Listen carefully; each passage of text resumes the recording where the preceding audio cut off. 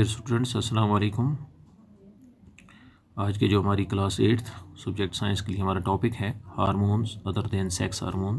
कल जैसे हमने सेक्स डिटरमिनेशन पढ़ी थी इन बेबी, तो आज हम पढ़ेंगे हार्मोन्स जो हैं इनका अदर देन सेक्स हार्मोन को छोड़ के।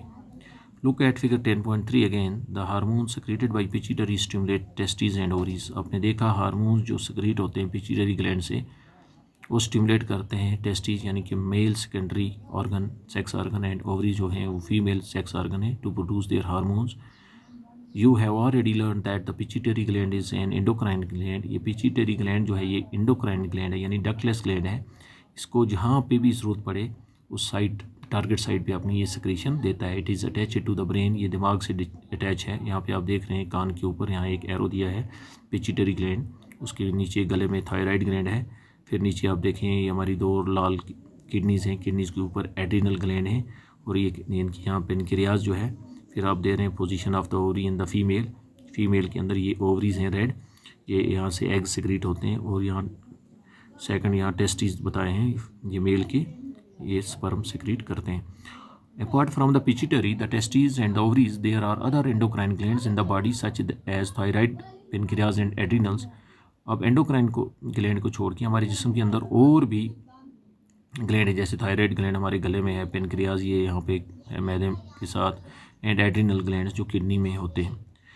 यहाँ पे दिया है position of endocrine glands in the human body. इंसानी जिस्म में जो है एंडोक्राइन ग्लैंड्स की पोजीशन कहाँ कहाँ पे है। Yasser and Sabah had once visited their aunt who was a doctor and remembered that a boy named Kaka had a very big bulging throat. यासर और सबा एक बार अपने एक डॉक्टर आंट के पास गए। उन्होंने देखा वहाँ पे एक लड़का काका था और उसका जो गला था वो बल्ज हो रहा था नीचे। Their aunt had told him that Kaka was suffering from goitre. तो इनकी आंटी ने इनको कहा कि भाई ये जो है इसको गोइटर है, इसका जो थायराइड ग्लैंड है वो स्वेल हुआ है। डिजीज़ ऑफ थायराइड ग्लैंड, इन थायराइड ग्लैंड की एक बीमारी है। Because thyroid gland was not producing the hormone thyroxine. अब थायराइड ग्लैंड का काम है वो जो हार्मोन सक्रिएट करती है वो थायरॉक्सिन, प्रॉपरली वो थायरॉक्सिन सक्रिएट नहीं कर रहा है और वहाँ पे स्वेलिंग हो जाती है। ये क्वाइटर है, आप देखते हैं, हम भी इसको में गिल्ट कहते हैं, गले के नीचे होता है। तो ये ज़्यादातर उन लोगों में हुआ करता है जो लो आयोडाइज साल्ट खाते हैं। Their aunt also told him that their uncle was suffering from diabetes. उन्होंने कहा कि उनका जो अंकल है वो डायबिटीज़ का शिकार है, because his pancreas was not producing the hormone insulin, क्योंकि उसका जो पेनक्रियाज है वो इंसुलिन सेक्रेट नहीं कर रहा है जो हमारी शुगर लेवल को बराबर रखता है in sufficient quantities. Yasar and Saba then asked their aunt about the adrenal glands. अब फिर उन्होंने एड्रिनल ग्लैंड्स के बारे में पूछा, which are also shown in the chart hung on the wall of her clinic. वो उनके क्लिनिक पे लटका हुआ था। The aunt told him that adrenal glands secrete hormones which maintain the correct salt balance in the blood. ये हमारे जो खून के अंदर साल्ट को बैलेंस करने के लिए एड्रिनल ग्लैंड्स होते हैं, एड्रेनलिन सेक्रेट करते हैं ये in the blood.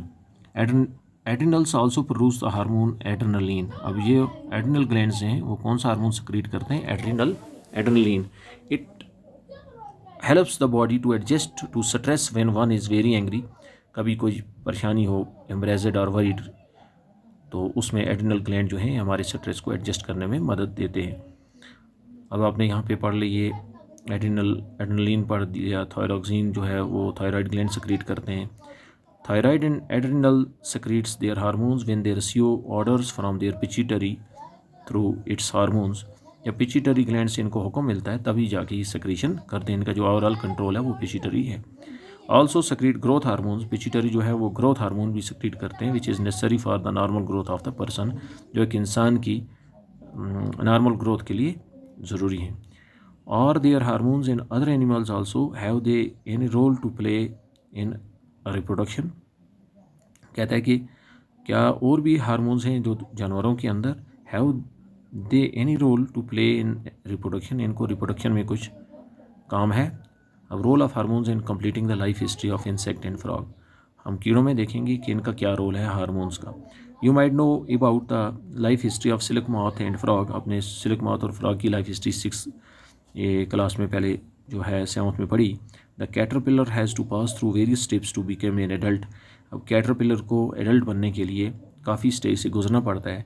Similarly the tadpole, जो फ्रॉग है उसका जो टैडपोल है, passes through certain stages to become a frog, वो भी काफ़ी स्टेज से गुजर के एक फ्रॉग बनती है। This change from larva to adult, जो इनका लार्वे से एडल्ट बनते हैं, is called metamorphosis. The change from larva to adult is called metamorphosis. इस प्रोसेस को मेटामॉर्फोसिस कहता है। Metamorphosis in insect is control by insect hormone. ये मेटामॉर्फोसिस जो है इनको कौन कंट्रोल करता है? इंसेक्ट हार्मोन कंट्रोल करते हैं इन frog. It is controlled by thyroxine. अब वहाँ पे भी थायरॉक्सिन जो है वो सेक्रेट करते हैं gland. The hormone produced by thyroid, जो वहाँ उनका थायराइड ग्लैंड है वो थायरॉक्सिन प्रोड्यूस करता है। Thyroxine produce require the presence of iodine in water. ये पानी के अंदर कितनी आयोडीन है ये बताता है कि thyroxine production requires the presence of iodine in the water. अब जो वहाँ पे थायरॉक्सिन प्रोडक्शन होती है वो डिपेंड करती है कि इस पानी में कितना आयोडीन है। If the water in which the tadpoles are growing, जहाँ पे ये टैडपोल लार्वे जो हैं इसके गुजर रहे हैं, ग्रो कर रहे हैं, does not contain sufficient iodine, अगर इनको आयोडीन नहीं मिलेगा, the tadpoles can not become adult, ये एडल्ट नहीं बन सकते हैं। आप देखते हैं पानी में, हम अपने फील्ड में देखते हैं इनके टैडपोल्स होते हैं वो मूवमेंट करते रहते हैं। If the people do not have enough iodine in their diet, अगर लोगों के गुज़ा में डाइट नहीं आयोडीन नहीं होगा, will they get goitre caused by lack of thyroxine, क्या इनको गाइटर? बिल्कुल गाइटर वहीं से होता है।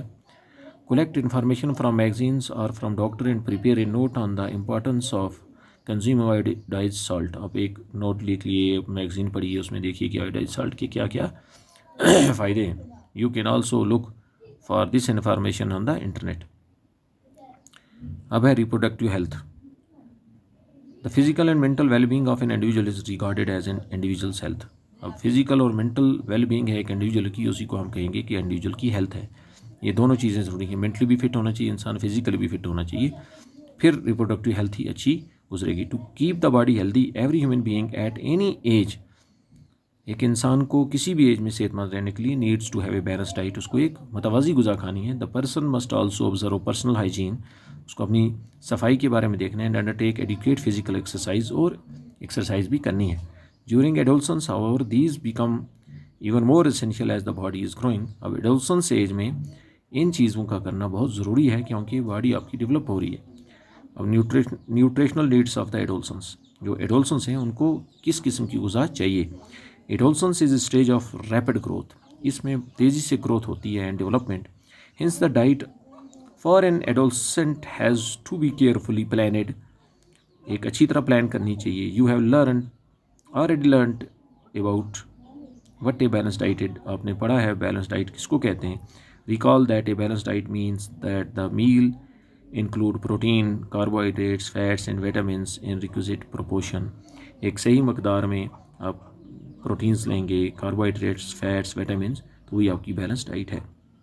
Our Indian meals of roti rice, अब दाल चावल खाते हैं, and vegetables is a balanced meal. Milk is a balance food in itself, अब दाल खा रहे हैं इसमें प्रोटीन्स हैं, रोटी खा रहे हैं इसमें कार्बोहाइड्रेट्स हैं, फिर तेल डाल रहे हैं वो आपके फैट्स हो गए।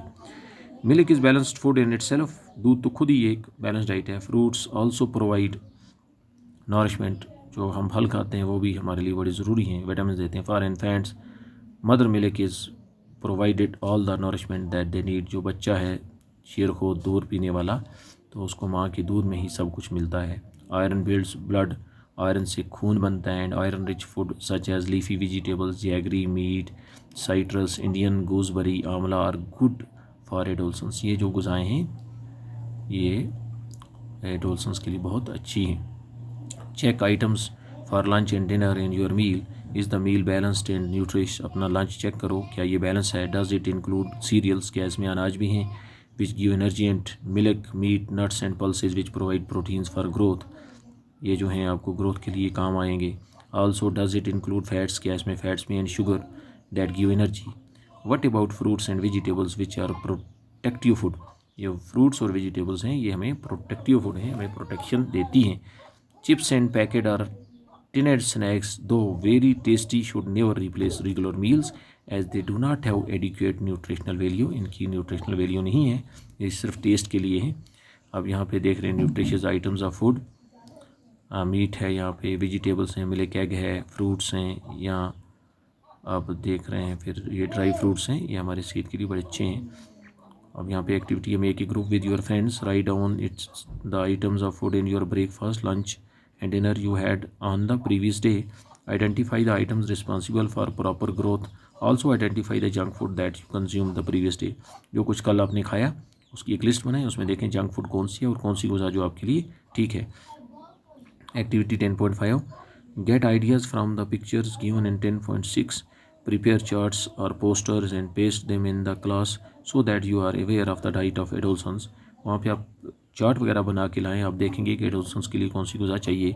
You may use your creative ideas and present it in the advertisement, you may even organise a competition on this topic, इस पर हम एक कंपटीशन भी कर सकते हैं।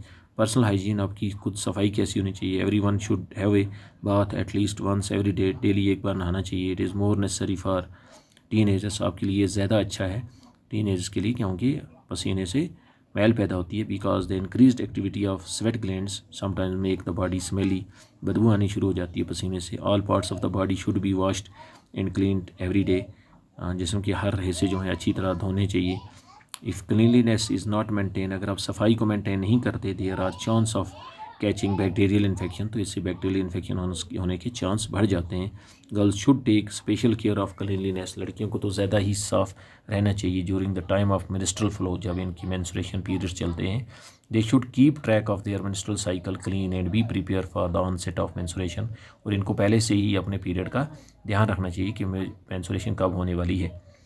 Physical exercise, walking and playing in fresh air keeps the body fit, walking playing जो है ये सेहत के लिए बहुत अच्छी है and healthy. All young boys and girls should take walks, exercise and play outdoor games, को एक्सरसाइज करना चाहिए, गेम खेलनी चाहिए। तो होप आपको ये समझ आया होगा। इसी के साथ हमारा ये चैप्टर ख़त्म हो रहा है। अब नेक्स्ट इंशाल्लाह बाकी